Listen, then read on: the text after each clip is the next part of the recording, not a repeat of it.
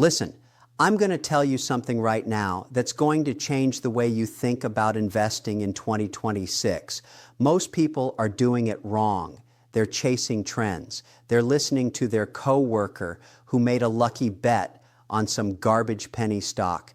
They're scrolling through social media looking for the next hot tip from some 25-year-old who's never survived a bear market, and they're getting slaughtered. I'm Kevin O'Leary. I didn't build my wealth by following the crowd. I built it by knowing when to strike, by understanding value when everyone else is panicking, and by having the discipline to put my money where my mouth is. And right now, today, I'm going to share with you the only 3 stocks I would buy without hesitation in 2026. Not 10 stocks, not 20 stocks, 3. Because here's what I always say, you don't need 100 stocks to get rich.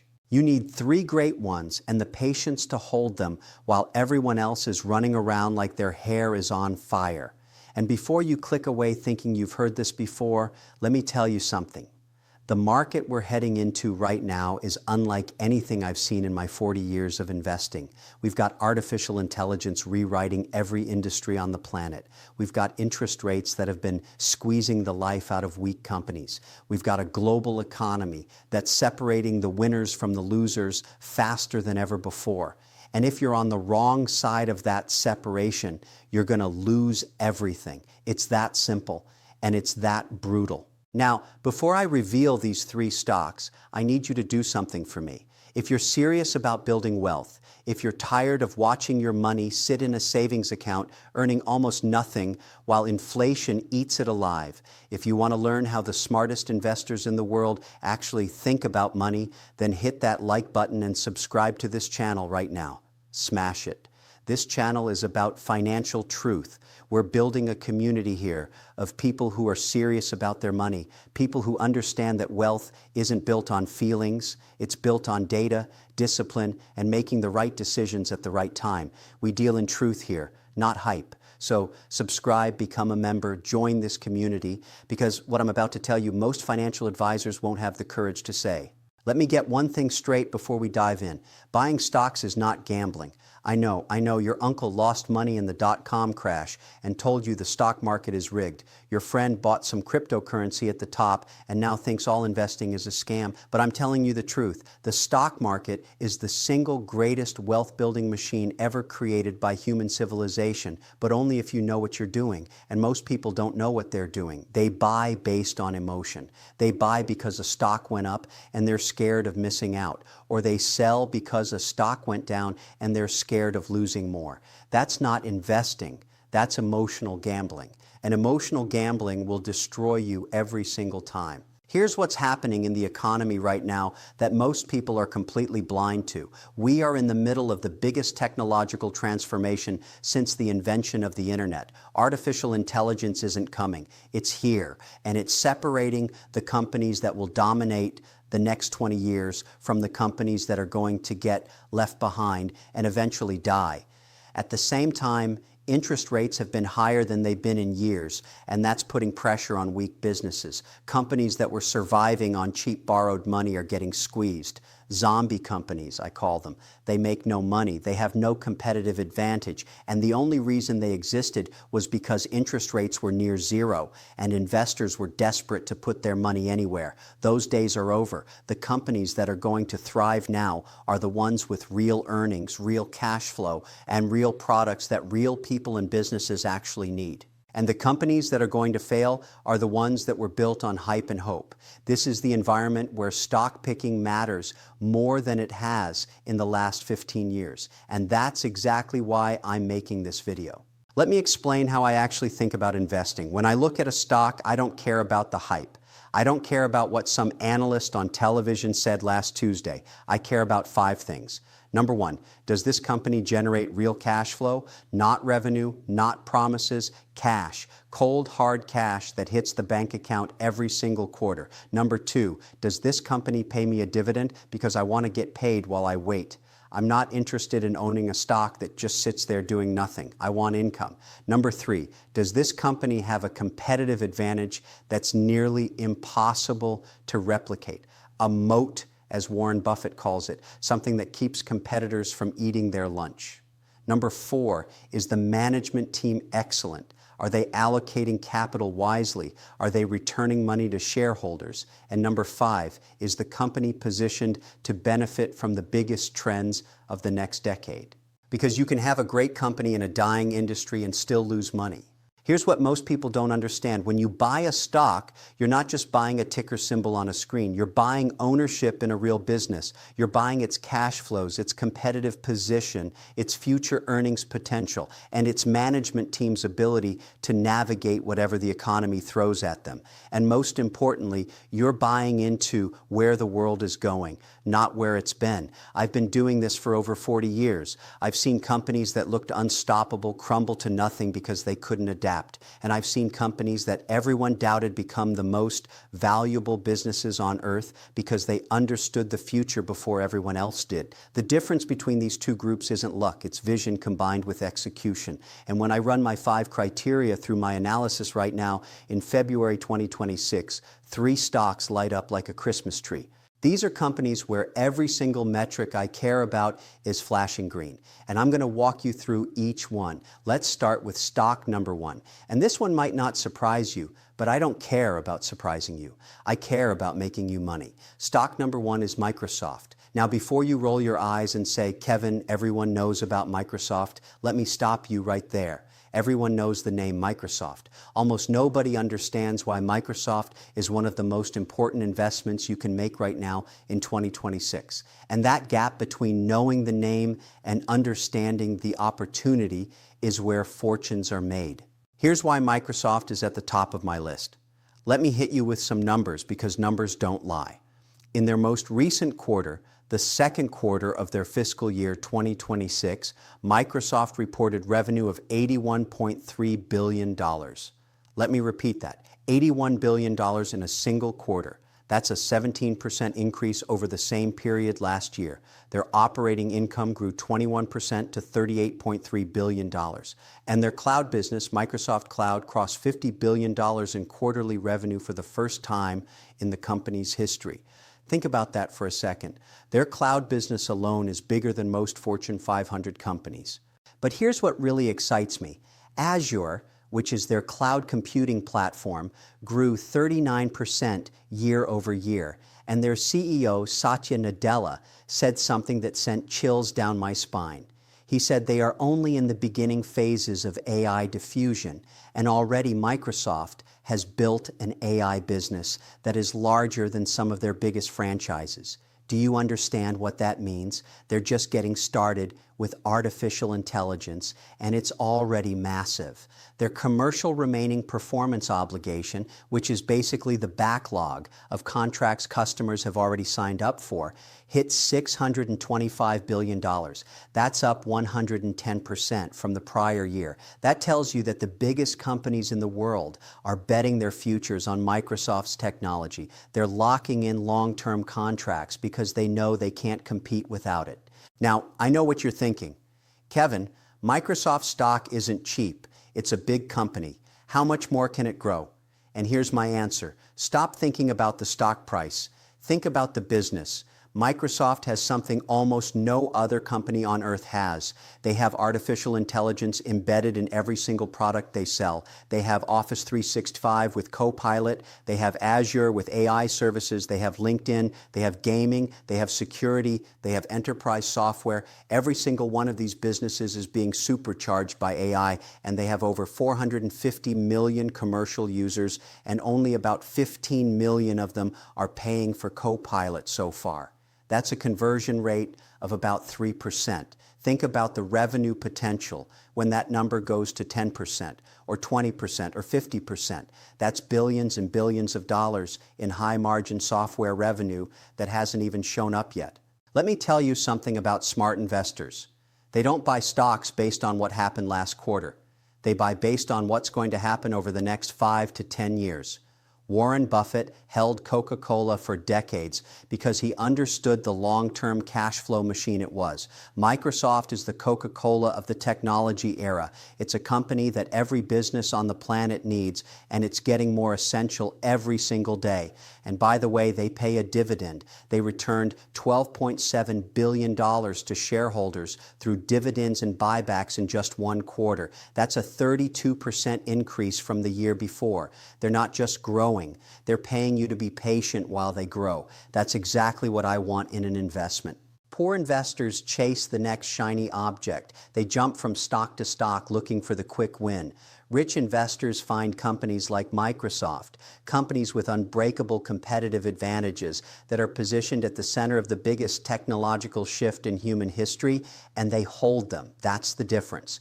And that's why Microsoft is stock number 1 on my list. And that brings me to stock number 2, and this one is Mastercard. Now, I love this company. I've loved it for years, and I'm going to tell you why it should be in your portfolio right now. Here's a fact that most people don't think about. Every single day, billions of transactions happen around the world. People buying coffee, companies paying suppliers, travelers booking hotels, consumers shopping online, and every time money moves electronically, Mastercard gets a tiny piece of it. They don't lend money. They don't take on credit risk. They don't have to worry about people not paying their bills. They just process the transaction and collect a fee. It's one of the most beautiful business models I've ever seen. They're basically collecting a toll on the global economy. Let me hit you with some numbers. In the fourth quarter of 2025, Mastercard reported revenue of $8.8 billion, up over 17% from the year before. Their adjusted earnings per share came in at $4.76, which was 52 cents higher than what Wall Street expected. For the full year of 2025, revenue improved 16% to $32.8 billion, and earnings per share hit $17.01 compared to $14.60 the year before. Those aren't just good numbers. Those are exceptional numbers. That's a company that is growing at a rate most businesses can only dream of. And it's doing it consistently year after year after year, year after. But here's what really gets me excited about Mastercard. The world is still in the early stages of going cashless. I know it might feel like everyone uses cards and digital payments already, but you'd be shocked at how much of the global economy still runs on cash. In many parts of Asia, Africa, and Latin America, cash is still king, but that's changing fast. Every year, more transactions move from cash to electronic payments. And every time that happens, Mastercard's addressable market gets bigger. This is a secular trend that is going to play out over the next 20 years. It's not going to stop. It's not going to reverse. And Mastercard is positioned right at the center of it. Now, I know what some people say. Kevin, what about competition? What about Apple Pay? What about cryptocurrency? Aren't those going to kill Mastercard? And here's what I tell them. Apple Pay runs on top of the Mastercard network. When you tap your phone to pay for something, the money still flows through Mastercard's rails. They're not being disrupted by digital wallets. They're being empowered by them. More ways to pay means more transactions, means more revenue for Mastercard. And as for cryptocurrency replacing credit cards, let me be very direct. I own crypto. I believe in blockchain technology. But the idea that people are going to buy their groceries with Bitcoin in the next decade is fantasy. The existing payment infrastructure is too embedded, too efficient, and too trusted. Mastercard isn't going anywhere. Let me tell you something about wealthy investors. They love businesses that generate cash without requiring massive amounts of capital expenditure. They love asset-light business models because those models produce enormous free cash flow. Mastercard doesn't need to build factories. It doesn't need to maintain inventory. It doesn't need to own real estate. It's basically a technology company that prints money every time someone swipes a card or taps a phone. And they use that cash to buy back shares and pay dividends, which means your ownership stake keeps getting more valuable over time. Smart investors look for companies with these characteristics: recurring revenue, a massive competitive moat, a market that's growing every single year, and a management team that returns cash to shareholders. Mastercard checks every single one of those boxes. And here's one more thing that people overlook. Mastercard has been investing heavily in fraud prevention and cybersecurity technology. Every time they make their network more secure, it becomes harder for a competitor to replicate what they've built. They've spent decades and billions of dollars building this global payment infrastructure. A startup can't just show up and build that overnight. It's like trying to build another highway system across the entire country. The barriers to entry are enormous, and that moat just keeps getting wider every year as more merchants connect to their network, as more banks issue their cards, and as more consumers use their services. Average people think Mastercard is just a credit card company. Wealthy people understand that Mastercard is a toll booth on the entire global economy. Which perspective do you think leads to better investment decisions? That's why Mastercard is stock number 2. And that brings me to the third and final stock on my list. And this one, I think, is the one that's going to surprise some people. Stock number 3 is Apple. And before the tech skeptics start screaming in the comments, hear me out. Apple is the most valuable company on the planet for a reason, actually for several reasons. But the biggest one is this: Apple doesn't just sell products, it sells an ecosystem. When you buy an iPhone, you don't just buy a phone, you buy access to the App Store, to iCloud, to Apple Music, to Apple TV Plus, to Apple Pay, to Apple Health, to the entire interconnected world of Apple services. And once you're in that ecosystem, you almost never leave. The switching costs are enormous. That's not a product company, that's a recurring revenue machine disguised as a hardware company. Here's what most investors miss about Apple. Everyone focuses on iPhone sales. And yes, the iPhone is still the core business. Apple sells over 200 million iPhones every year. But the real story is services. Apple's services segment, which includes the App Store, Apple Music, iCloud, Apple Pay, advertising, and other digital services, has been growing at double-digit rates for years. And here's the beautiful thing about services revenue. It's high margin. When Apple takes its 30% cut from every App Store transaction, there's almost no cost associated with that revenue. It goes almost straight to the bottom line. And as their installed base of devices grows, which is now over 2 billion active devices worldwide, the services revenue grows with it automatically. Every person who buys an iPhone becomes a potential subscriber to 5 or 6 different Apple services. But here's what really has me excited about Apple in 2026. Apple Intelligence. They've finally made their big move into artificial intelligence, and they're doing it in a way that only Apple can. They're integrating AI directly into the iPhone, the iPad, and the Mac at the operating system level. This isn't some chatbot that you have to go out of your way to use. This is AI that works in the background, making everything you do on your device smarter, faster, and more intuitive. And here's the business play that nobody's talking about. Apple Intelligence is going to trigger the biggest iPhone upgrade cycle we've seen in years. There are hundreds of millions of people carrying around older iPhones that can't run Apple Intelligence. When they see what the new iPhones can do, they're going to upgrade. That's hundreds of billions of dollars in hardware revenue coming through the door, plus all the services revenue that follows. Let me talk about the balance sheet for a second, because this is where Apple is just in a league of its own. Apple generates over $100 billion a year in free cash flow. Let me say that again, $100 billion a year. They could buy most companies on the stock market with the cash they generate in a single year. And what do they do with that cash? They buy back their own stock at a pace that's almost unprecedented. Over the last decade, Apple has reduced its share count by nearly 40% through buybacks. That means if you own Apple stock, your slice of the pie keeps getting bigger, even if you never buy another share. They're also paying a growing dividend. It's not the highest yield in the market, but it's been growing consistently. And when you combine it with the buybacks, the total shareholder return is extraordinary. Now, I know what some people are thinking. Kevin, Apple's growth is slowing. It's a mature company. The best days are behind it. And that's exactly what people said about Microsoft in 2014. It was a boring, mature company that nobody wanted to own. Then Satya Nadella took over, pivoted to the cloud, and the stock went up over 1,000%. Apple is at a similar inflection point right now with AI. They have 2 billion devices in people's hands. They have the brand loyalty that every company on earth would kill for. They have the distribution. They have the ecosystem. And now they have AI to supercharge all of it.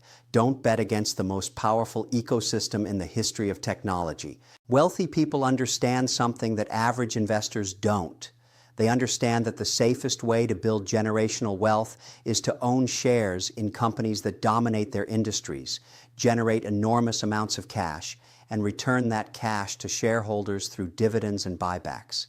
Apple does all three of those things better than almost any company on the planet. And let me add one more thing that most analysts completely ignore. Apple's brand is arguably the most valuable brand in the world. People don't just use Apple products. They identify with them. That kind of emotional loyalty translates directly into pricing power. Apple can charge premium prices because customers are willing to pay for the experience, the design, the ecosystem, and the status. That pricing power means fatter margins, which means more cash flow, which means more money returned to you as a shareholder. Every other hardware company is in a race to the bottom on price. Apple is in a league of its own, and that's been true for 20 years, and I don't see it changing anytime soon. People who chase risky bets end up losing their shirts. People who own Apple, Microsoft, and Mastercard end up wealthy. Which group do you want to belong to? That's why Apple is stock number 3. So let me bring this all together for you. Microsoft, Mastercard, and Apple. These 3 stocks are not flashy. They're not going to make you rich overnight. And that's exactly the point, because get rich quick doesn't work. It never has. What works is owning world-class businesses at the center of unstoppable trends. Microsoft is the backbone of the AI revolution. Every business on the planet needs their cloud and their AI tools, and they're just getting started. Their Azure platform is growing nearly 40% a year, and their backlog is over $600 billion. Mastercard is the toll booth on the global shift from cash to digital payments, a trend that's going to play out for the next 2 decades. They grew revenue 17% last quarter while barely spending any capital. And Apple is the most powerful consumer technology ecosystem in history, about to be supercharged by artificial intelligence, with 2 billion devices already in people's hands and a services business that's printing money. These 3 companies share something in common. They all generate massive amounts of free cash flow. They all pay dividends. They all buy back their shares. They all have competitive moats that are virtually impossible to replicate. And they all have decades of growth ahead of them. That's not hope. That's not wishful thinking. That's what the data tells me when I run these companies through my investment framework. I want to share something personal with you because I think it drives this point home. When I first started investing, I made the same mistakes everyone makes. I chased hot stocks. I listened to tips from people who didn't know what they were talking about. I bought companies I didn't understand because someone told me they were going to the moon. And you know what happened? I lost money. A lot of money. It wasn't until I developed a disciplined framework, the same framework I just shared with you today, that everything changed. I started focusing on cash flow, dividends, competitive advantages, and management quality. I stopped chasing and started owning.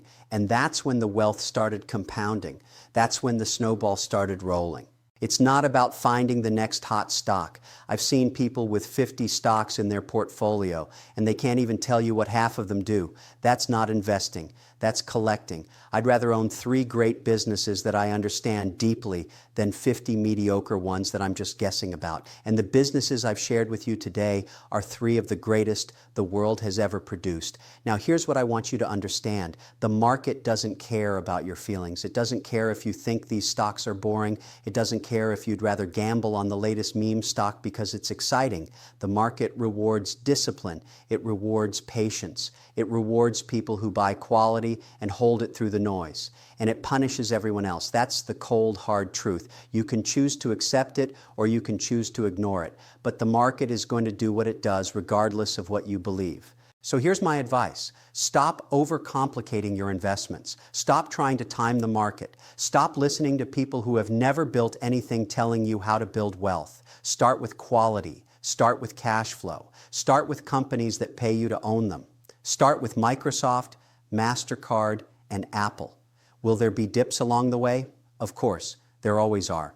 But if you understand what you own and why you own it, those dips become opportunities, not disasters. That's how smart investors think. That's how fortunes are built. Now, if this video opened your eyes, if it changed the way you think about where to put your money in 2026, I need you to take action right now. Smash that like button. Tell the algorithm that this content matters, that people deserve to hear the truth about investing instead of the garbage that fills most of the internet.